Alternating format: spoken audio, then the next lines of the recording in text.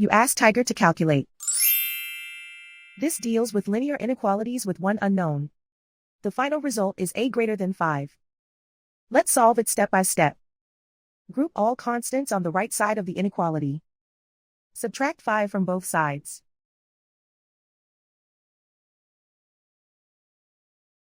Simplify the arithmetic.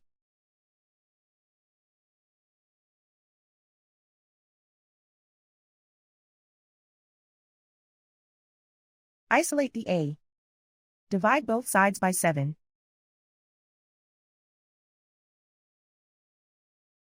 Simplify the fraction.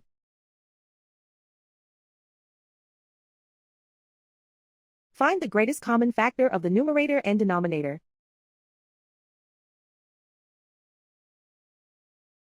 Factor out and cancel the greatest common factor.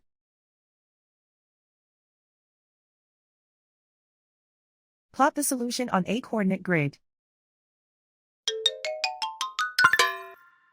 And so the final result is a greater than 5.